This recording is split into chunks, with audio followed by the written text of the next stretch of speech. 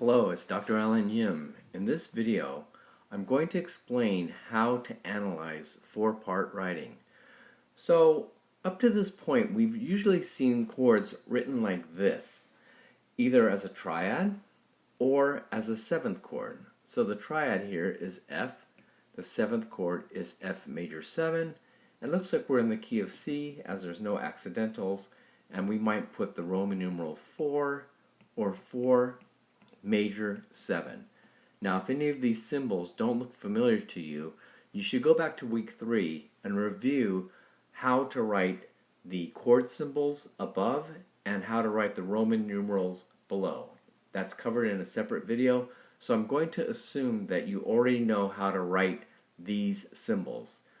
And the other thing that you're going to have to know in order to understand this video are the diatonic chords in major and minor. This includes both triads and seventh chords. So, for example, in major, you should recognize that the diatonic chords are 1, major, 2, minor, 3, 4, 5, 6, and 7, diminished. And in minor, they look like this. 1, 2, diminished, 3, major, 4, 5, 6, major, and 7. If you're not sure about these, go back and review the diatonic seventh chords and triads. So I'm not going to write them all right now. I'm going to assume that you understand that. Also, you should know root, third, and fifth, and root, third, fifth, and seventh are the parts of the chords. So when they're stacked up like this in thirds, they're stacked up root, third, and fifth, or root, third, fifth, and seventh. Okay? And also, you should recognize the inversion symbols, which we'll get to. But really quickly, I'll write them in green. So in root position for triads, if you have a root position triad, it's nothing. First inversion is 6, second inversion is 6-4. Root position 7th chord is a 7, 6-5 is first inversion, 4-3 is second inversion, and 4-2 is third inversion. So these ideas should be memorized. So these symbols here, the figure-based symbols, should be memorized. And the diatonic, triads, and seventh chords should be memorized. So these charts should look familiar to you. Let me just rewrite this one so it's in the right place. I'm going to leave this up here while we do a little bit of analysis so I can refer back to it. There are 7 steps that I'm going to give you for analyzing a chord written in 4 parts. So what is a chord written in 4 parts? Well, vocal music was the basis for a lot of music writing in the Renaissance and then into the Baroque period when Bach lived. So early writing came out of a vocal tradition, and the vocal parts were soprano, alto, tenor, and bass. These were the 4 basic parts. The high female, the low alto, the high male, the tenor, and the low male bass. So whenever you hear me say SATB, that's just shorthand for soprano, alto, tenor, and bass. The soprano part is written in the treble clef. So I'll put these 2 parts like this just so you can see. So the stems are always going to look like that. And I cover how to write these in a separate video. So there is 2 separate videos about writing in this 4-part style of writing. Okay, so I'm just kind of showing you where they are right now. Don't worry about that chord. It's just to show you where to find the soprano, alto, tenor, and bass. Now let's do the real thing. I'm just going to choose at random a key. So let's try this in minor. So I'm going to put 2 sharps.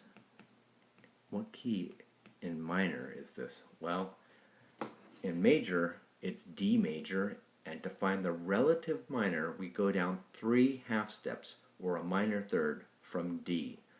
So down a minor third from D is B. So we're in the key of B minor. Now I'm going to write a chord. The chord is going to be written according to those guidelines that maybe you saw earlier,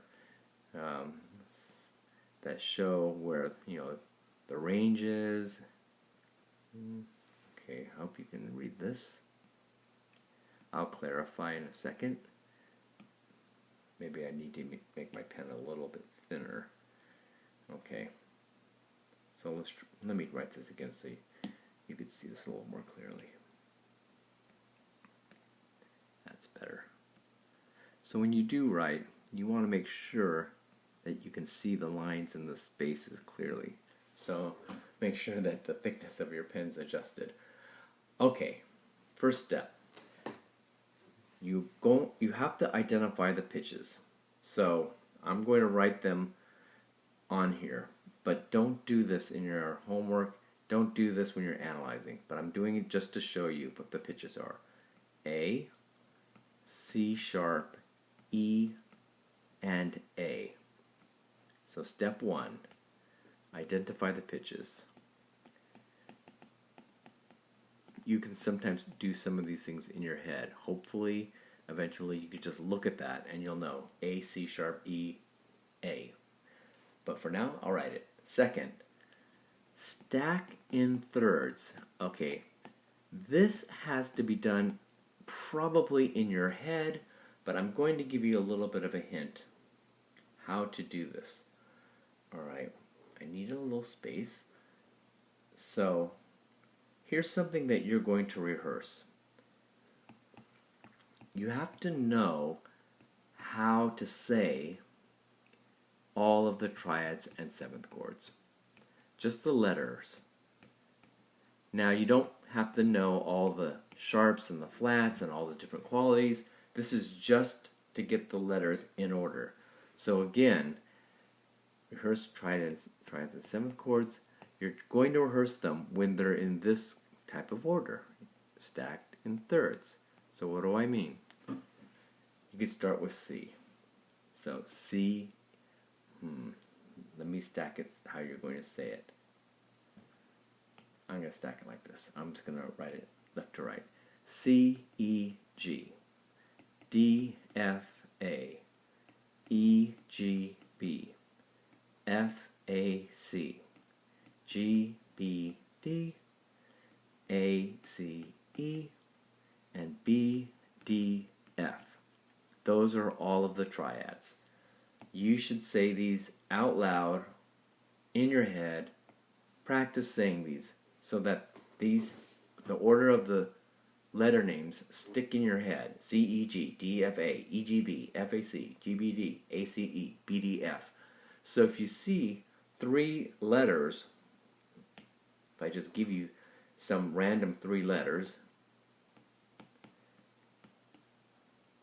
you look at that and in half a second, EGB, it just pops into your head the order of those notes. So immediately your brain hopefully recognizes that the correct order of those notes looks like that. Okay, so stacking those letters up, because you've rehearsed this, hopefully the correct order, the order when it's stacked, just pops into your head. Okay, I'll erase this. You can make some flashcards to practice this. You can go to musictheory.net to practice it, but memorizing this will help. Okay, the seventh chord, same thing. There's only 7. And we can start the same way with what you already know. C, E, G, B, D, F, A, C, E, G, B, D, F, A, C, E, G, B, D, F, A, C, E, G, B, D, F, A. Okay, so there are all of the letter names for the seventh chords. So again, if you're just given 7 some random letters, okay, there's a couple of ways of doing this. When you have a seventh chord, it's actually easier. So how is it easier? Well, remember, you're going to look for the second. It's going to look like this, stacked up. Where is the second in this group of notes? Well, the second is F, G. If you can identify the second, you know where the root is, right? Whoops. It's going to be G. So this chord is G, B, D, F, right? So again, you look for the second. The upper note is the root. The bottom note is the seventh. All right? So G, B, D, F is the order of this one. Back on the other side, you just have to recognize it. Triads are actually a little bit more challenging in that way to put in order. Seventh chords are super easy to put in order because you're always going to see those two letter names together, and then from there you know what the root and the seventh are. Okay, so let's go back to our chord now. We have A, C sharp, E, A. And since you've now heard all these, A, C sharp, E should pop into your head. We know that A is the root. So we're going to write the root. So in step 2, we put it in order, and we write the root above, uppercase. All of the roots are going to be uppercase, so A. And then the next step. Now we have to figure out what Roman numeral, what scale degree is this chord built on. So, oh, this is interesting. I just randomly picked a chord. You're not going to like this, but okay, I did it, and it was an accident. I should have put A sharp. Anyway, it's wrong. It's not wrong, but here's what's going to happen. Okay, so count up from Do, which is the key, right? So we're going to count up from B to get the Roman numeral to the root. Okay, to get Roman numeral. All right, here we go. Here's where I made a little bit of thing. I should have thought about this for a second. So we count up from B. B, C, D, E, F, G, A. And if you do that, we come up with 7. And if we go up from B, A is the one. So this is 7. The problem is, this is not the diatonic 7, because when we have 7 normally, we have to raise up the leading tone, which is 7. This 7 is going to be a major 7. Okay, to get this one here, we have to raise the leading tone. Okay, so if you're unsure about that, go back and review diatonic triads, and it's also in your textbook, but this is the natural minor, so you can see I have no accidentals there, so I have to use that 7. Alright, let me go on. Next step.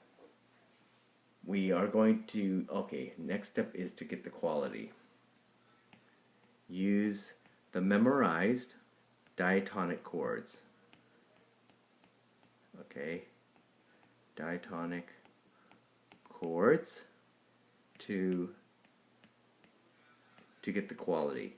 So in other words, I wouldn't try to figure out the quality of this chord. I would just recognize, hey, this is in B minor, it's diatonic. What's the diatonic chord in B natural minor? And it's that 7. So the diatonic chords are always the same. We'll see another one in a second. Use minor to get the quality. This happens to be a major triad. So for the chord symbol above where it says A, I don't need to do anything. I just leave it. Since it's a major triad, we don't touch that. Okay? Step 6. If the root is not in the bass, then we have to create a slash symbol. But in this case, this is in root position because there's the root.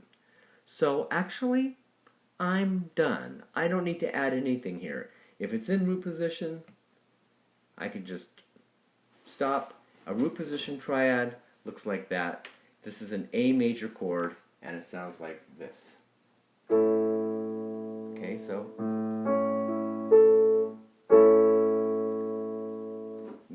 what happens if the chord is inverted? So let's look at one inverted chord, and then this will be done for this. It adds a couple more steps, but it's not complicated. So let me try writing one for you.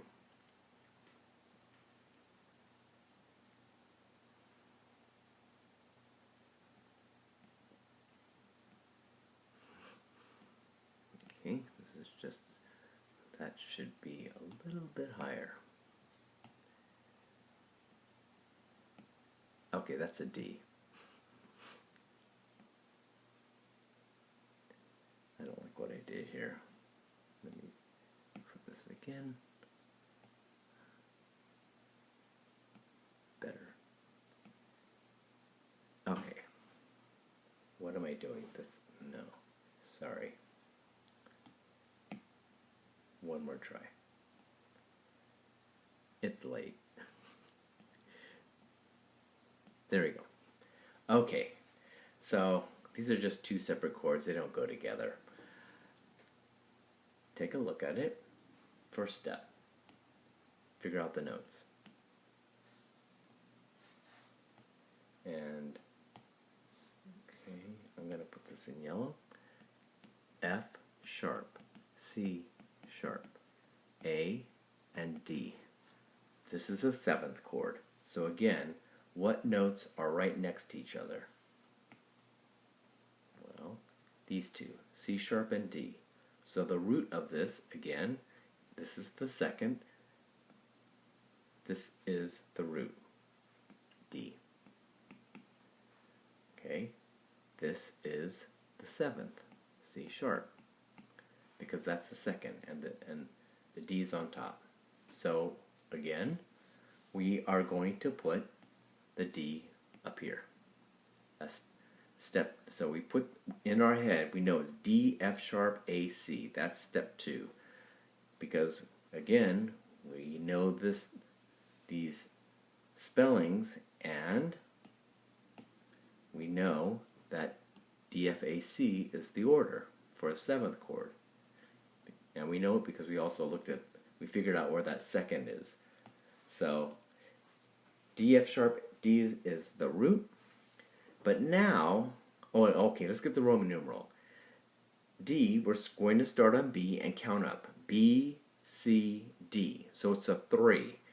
Now, we have to know what the diatonic chord is on 3 for seventh chords. That's something you have to memorize. And if you're not sure, again, go back to your knowledge, or go back to the study of what the diatonic chords are. 3 is actually kind of an uncommon chord. I picked some really weird chords today. I don't know why. I just wrote them without thinking. So 3 major 7, you're probably not going to see that chord too often. Alright, up above, I also have to put major 7. So here we go. D major 7, it's a 3. Now, here are the extra 2 steps. We have to deal with the inversion. Okay, so first thing is to put the slash and the bass note up above. So if a chord is inverted, you have to have a slash in the chord symbol like that, and you then below the slash you put the bass note. So the bass note is not the same as the root. The bass is, as you know, soprano, alto, tenor, bass. It's the lowest note that you see in the chord. So the bass note in this case is F sharp. Alright, so I put F sharp, and that's the whole chord symbol. D major 7 over F sharp. We're almost done. This chord is inverted, so we have a little mistake, and that is this 7 down here next to the Roman numeral. We have to use the figured bass for the inversion. So let's think about this. When a chord is in first inversion, what's in the bass? Okay, I'm going to run out of space here, but I'll try to fit this in. Let me expand this. So this is step 6 and 7. And let me write these down, and you can write them down with me. Step 6 is add the slash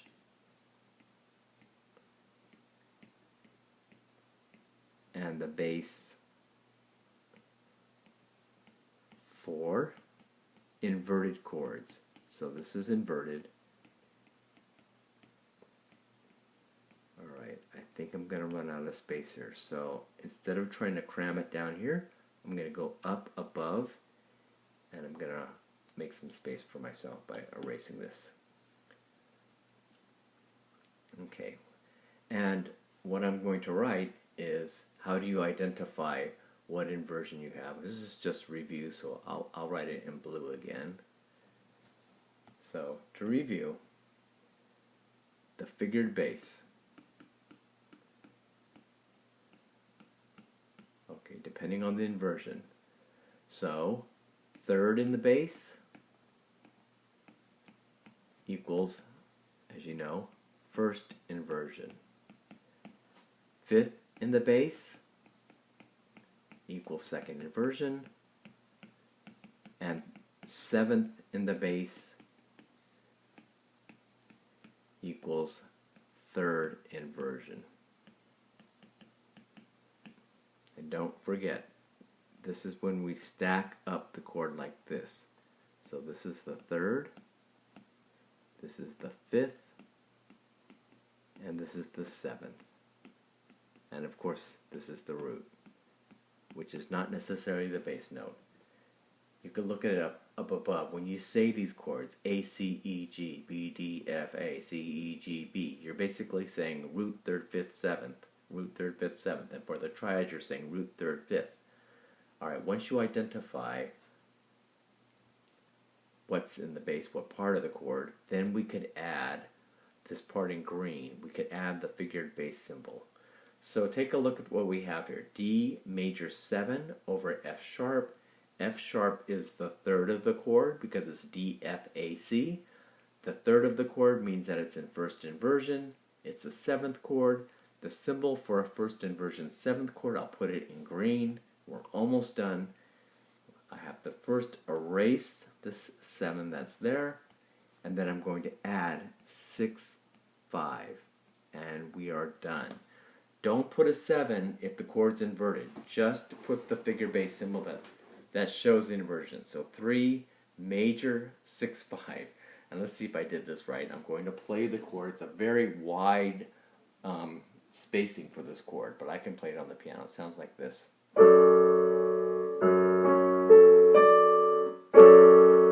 Okay, so this is a major 7th chord with a third in the bass. That's the 7th, 5th, and root. Now I'll play it in root positions, in closed root position. D, F sharp, A, C, and then now spread out the way you see it. Alright, pretty cool sounding chord. That's it for this video. I hope this clears up some confusion. There are a lot of steps. At first it will take you some practice, but I guarantee if you memorize the order of the spellings, memorize your figured bass symbols, memorize your diatonic, triads, and 7th chords, this is going to start getting easy eventually. Okay, it just takes a little bit of practice. All the best, and I'll see you in the next video.